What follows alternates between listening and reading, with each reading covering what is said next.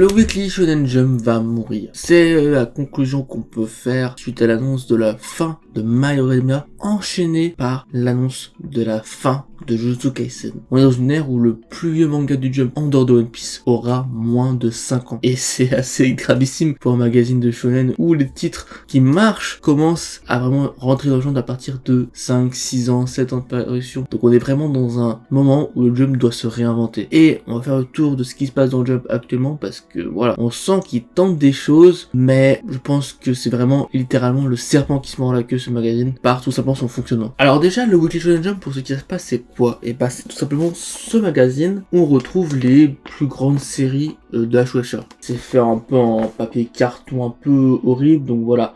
On a des planches de manga, des chapitres, on a des infos sur les séries, des votes de popularité, des fois des choses qui paraissent, des one-shots qui paraissent dans le Jump, de la publicité, voilà, même par exemple des infos sur la version Jujutsu Kaisen, on a, c'est toute l'actualité des œuvres principales de la Shueisha, comme One Piece, comme Jujutsu Kaisen, comme My Hero Academia, voilà, les œuvres qui vont s'arrêter très prochainement, sauf One Piece évidemment, mais bon, globalement, dans 5 ans, on n'aura plus aucune grosse série qu'on connaît aujourd'hui dans le Jump. C'est assez triste à dire, mais enfin, vu qu'il n'y aura plus One Piece, logiquement, dans 5-6 ans quand même, on va vraiment marquer un cap dans ce magazine. Et en gros, quand je dis que le problème du Jump vient de son fonctionnement, c'est qu'en fait, à la fin du magazine, enfin, je sais pas si je l'ai dans ce Jump ou pas, mais en tout cas, au Japon, les personnes qui ont le Jump entre les mains peuvent voter pour la série qu'ils ont préférée. Et le problème, c'est que plus le chapitre d'une série va être aimé, plus il va être dans le début de classement. Puis ceux qui sont moins aimés par le lectorat en fait du Jump, ils vont être à la fin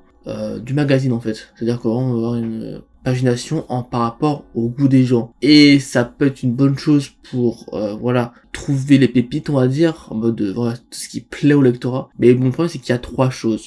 Déjà, le lectorat du Jump et ceux qui achètent le manga, ça peut être un peu différent. Il y a aussi un problème, c'est que c'est, je crois, que sur les physiques. En tout cas, c'est sur une population, on va dire, réduite. Il n'y a pas les 1 million de personnes qui achètent le top de One Piece qui vont voter pour One Piece, par exemple. Et ce qui fait que c'est un peu comme les sondages animés corner sur les réseaux sociaux, les choses comme ça. Ça reste quand même un truc de fan. Voilà, de voter pour sa propre série, c'est pas un truc que tout le monde va faire. Et ce qui fait que des fois, t'as des classements un peu biaisés. Et la troisième chose, c'est qu'aussi, l'éditeur modifie potentiellement un petit peu une pagination en fonction de ses désirs. Et ce qui fait que, des fois, par exemple, les color pages, les covers du magazine, sûrement c'est l'éditeur qui choisit par rapport au mangaka s'il peut la faire, s'il a le temps de faire une cover, etc. Si c'est en rapport avec la sortie d'un animé, par exemple, ils vont mettre un des en premier, alors que voilà, en général, il est plus dans la deuxième partie du classement, des choses comme ça. Mais en fait, le truc avec tout ça, c'est que voilà, une série peut potentiellement être la révolution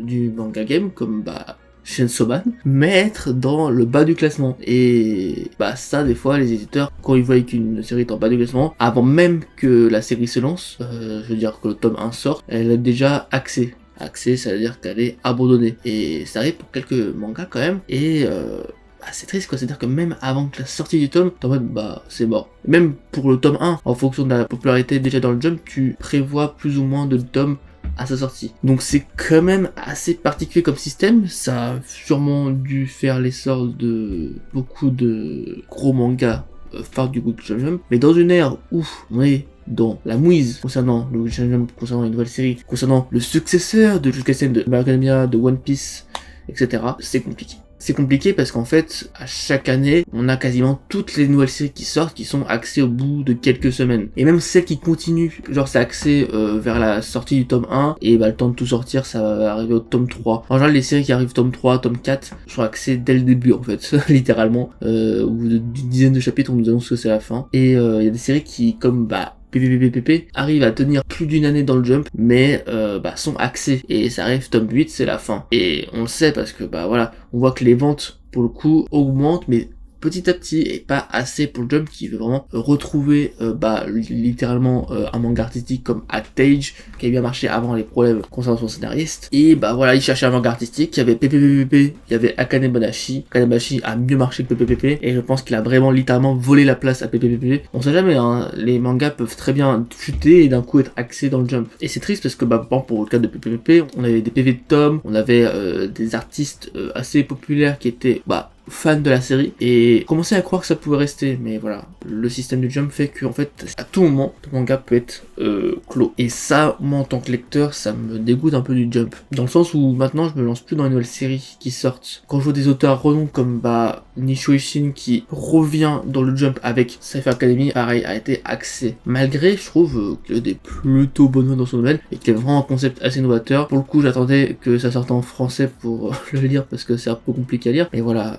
Nishio Ishin, l'auteur de Bakemonogatari, l'auteur de Medaka Box, se fait jeter à la peinture par le nouveau Jump, et c'est le cas de nombreuses nouvelles séries d'auteurs renommés en fait, et c'est ça qui est assez inquiétant parce que là on va avoir le retour de Usazaki, donc l'illustratrice de Actage, dans une nouvelle série, et ça me fait peur pour elle. Là je me dis, mais est-ce qu'elle va tenir dans cet univers aussi compétitif que Jump? C'est vraiment pas sûr. Et il y a d'autres auteurs comme l'auteur de Kill Blue aussi qui est là, mais voilà, tout le monde il peut s'arrêter. On a aussi Taizan 5, donc Taizan 5 qui a fait Ta Copie, qui est vraiment un des le plus gros succès du Jump Plus en termes de popularité virale, on va dire, genre c'est vraiment explosé en 2 tomes, et sa nouvelle série avait bien commencé, mais pareil, elle s'effondre, et au bout de quelques tomes, elle s'arrête. Vraiment, on a le sentiment que le Jump en ce moment, c'est une catastrophe en termes d'auteurs renom qui reviennent et qui repartent aussi vite. On a quelques auteurs du Jump qui arrivent à tenir un peu dans le magazine maintenant, qui avait déjà eu un ancien succès. On peut notamment citer l'auteur de Assassination Classroom, qui est cette fois-ci autour de The Elusive Samurai, qui est d'ailleurs en train d'être un anime qui est un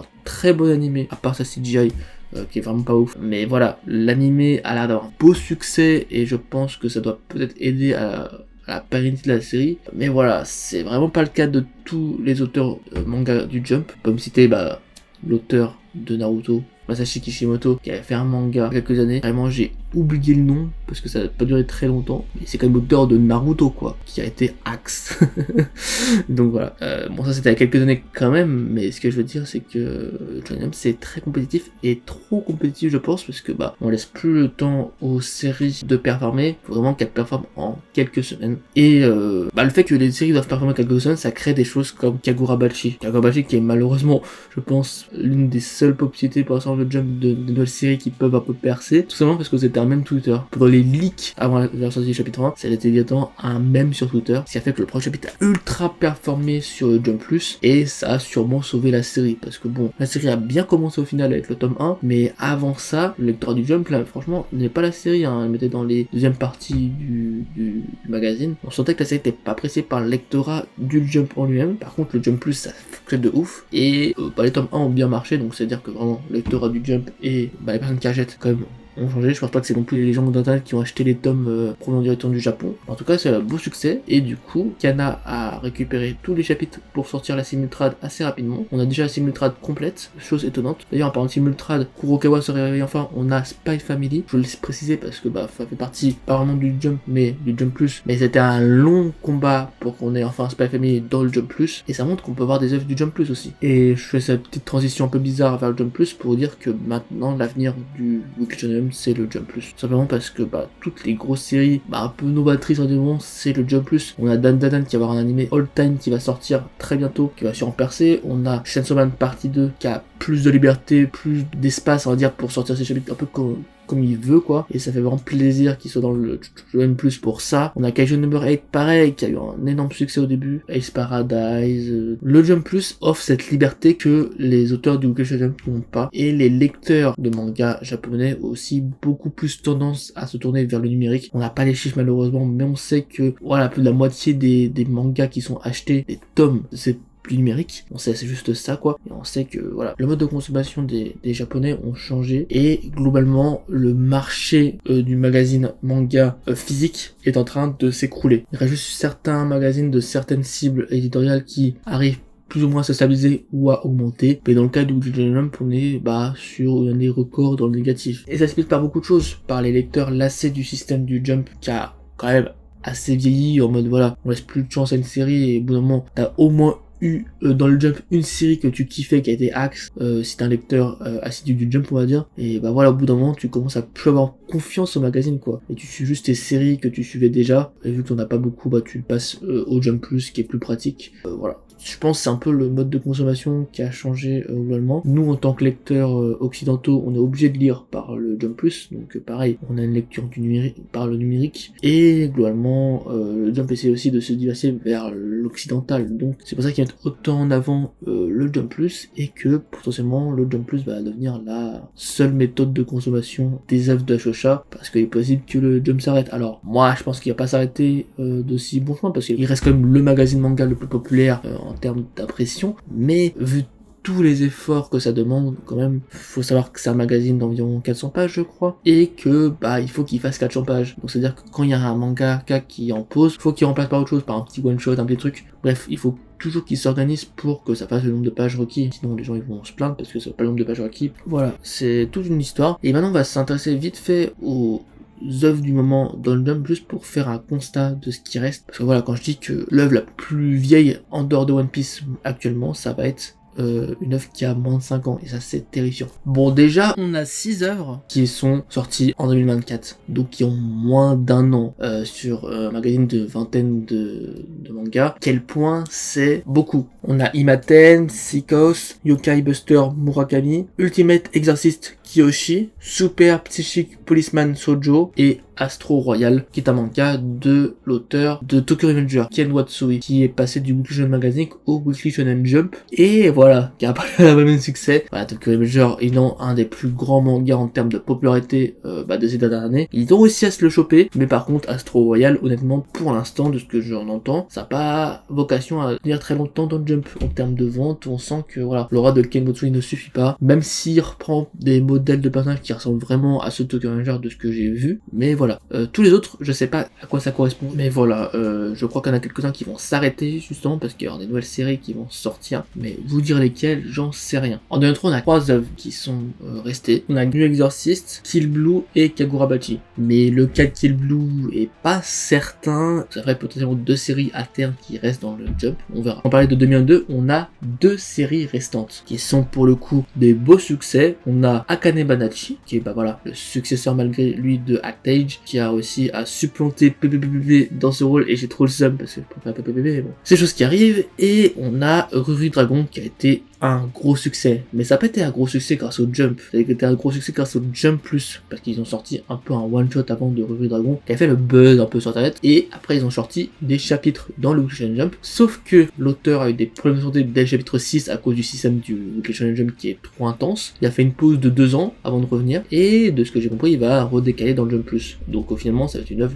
littéralement née grâce au Jump Plus, mort grâce au Jump parce qu'il y a une pause de 2 ans et qui revient dans le Jump Plus. Donc vraiment c'est pour montrer à quel point ce système de Jump est actuellement catastrophique pour les auteurs. Tous les auteurs du Jump Plus qui y vont ne marchent pas, tous les anciens auteurs du Jump y vont, ça marche pas, et voilà. C'est pas d'ailleurs le premier transfert qu'on a, aussi Ayakashi Triangle qui a passé du Weekly Shonen Jump au Jump Plus. Ça pour le coup c'était plus pour un souci un peu de qui était, c'était un peu un truc un peu itchy, un peu limite des fois, et Jump Plus essaie plus de liberté, où c'était pas dans les mains d'enfants, dans des combinés, etc. C'était peut-être un peu mieux de mettre ça, voilà, dans Jump Plus. Et donc là, maintenant, maintenant, on est sûr que tout ce qui reste, c'est des succès pour le Jump, on va dire, parce qu'on est en 2021, on a 3 œuvres de 2021, et c'est Blue Blocks, Witch Watch, et The Lily Samurai. Alors, The Lily Samurai, je vous en ai parlé, animé qui marche très bien en ce moment. L'auteur d'Assassin's Classroom a aussi à tenir dans ce nouveau magazine, et voilà, ça a son petit succès, ça, franchement, c'est très loin des œuvres qui vont marquer le Jump, mais bon, c'est une œuvre qui tient dedans, et qui, voilà, ne démérite pas, on va dire. Après, on a le cas de Witch Watch, qui est,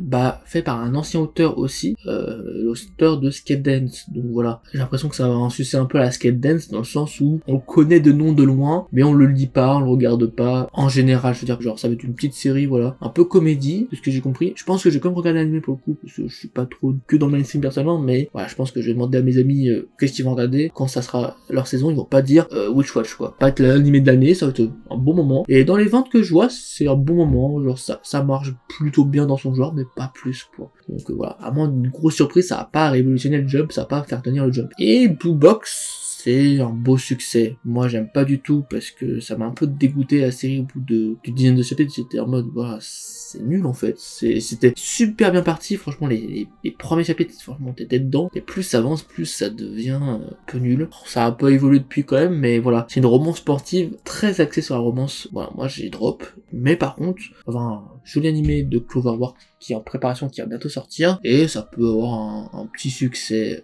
Ça va pas faire tenir au Jump, parce que bah le Jump ça reste quand même Weekly Shonen Jump en mode Shonen Neketsu, genre les grosses séries du Jump qu'on connaît, c'est des gros Shonen Neketsu, et bah c'est pas un gros Shonen Neketsu, c'est une romance. Donc ça tiendra sa place de romance. On sait pas quand ça va s'arrêter, parce que c'est quand même pas mal de chapitres maintenant, donc voilà. Aussi ça va peut-être bientôt s'arrêter, on sait pas. On rentre en 2020 avec peut-être, on va dire, le plus gros manga du Jump actuel, nouveau, on va dire, de la new gen entre guillemets. On a donc Undead Unluck qui est un ovni dans le sens où comment il est encore là avec ses ventes un peu catastrophiques, avec son animé qui est vraiment bon de ce que j'entends, mais voilà, ça marche pas. Pourquoi c'est encore là? C'est le cas un peu du Jump, c'est que des fois il y a des mangas qui restent dans le dedans alors qu'ils ont pas beaucoup de ventes et qui tiennent la place d'un Shonen Neketsu. Voilà, Shonen Neketsu ça peut être un One Piece à côté, tu vois. Mais bref, de toute façon ça va bientôt s'arrêter, on rentre dans l'arc final de ce que j'ai compris. Donc voilà, dans quelques années ça sera fini. Et voilà, ça je pense que ça va rester jusqu'à la fin, mais voilà, ça va pas beaucoup marquer le Jump. On a aussi Min Roboro qui sera sûrement le plus grand manga du Jump en termes de parution, parce qu'on est sur une comédie un peu à la Doraemon, qui peut s'aller sur des années, voire des décennies. Et on a Sakamoto Days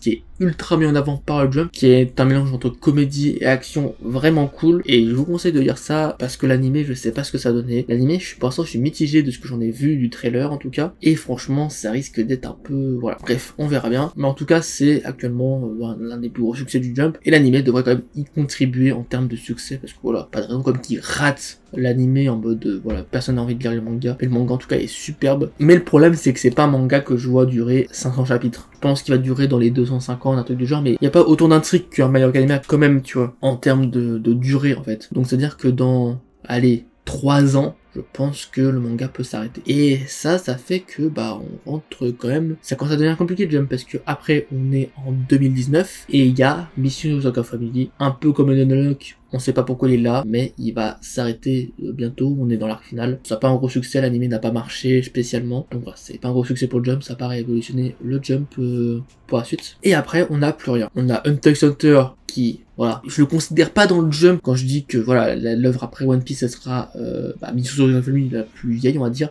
Mais bon, du coup, ça sera Undead Unluck, logiquement la plus vieille après Mission Osaka Family qui a sûrement s'arrêté avant. Parce qu'en fait, Hunter x Hunter, ça va sortir sporadiquement. Ça va être un peu la petite cerise sur le gâteau. D'ailleurs, des fameux leaks disaient que ça allait sortir du Shonen Jump. Comme d'hab, les fameux leaks, c'est des mensonges un petit peu parce que ça revient dans le Jump là pour son retour, juste après la fin de Jujutsu Kaisen qui va se terminer dans quelques chapitres d'ailleurs. Donc en Hunter ça revient, mais ça revient pour allez 10 chapitres, 20 chapitres, peut-être, s'il attend de finir entre temps, mais pas plus. Et après on devra attendre encore 1 an, 2 ans pour les prochains chapitres de Togashi, et entre temps il faudra une place. My Hero Academia se termine, Jujutsu Kaisen se termine, on n'a pas vraiment d'enfants de ces mangas qui peuvent voilà les remplacer en fait. Et voilà, c'est triste de dire ça, parce qu'en fait le temps qui est une œuvre qui arrive à la popularité de My Hero Academia ou Jujutsu Kaisen, on va dire allez Sakamoto Days et Kagurabachi, lol, ça quand même assez loin je pense. Mais même si c'est eux, ça prendra encore 2-3 ans. Et je pense que 2-3 ans c'est la limite pour dire que le Jump est finito. Parce que après, on sera vraiment sur la fin de One Piece. Et si on n'a rien d'ici là, si on n'a pas un succès fulgurant qui arrive,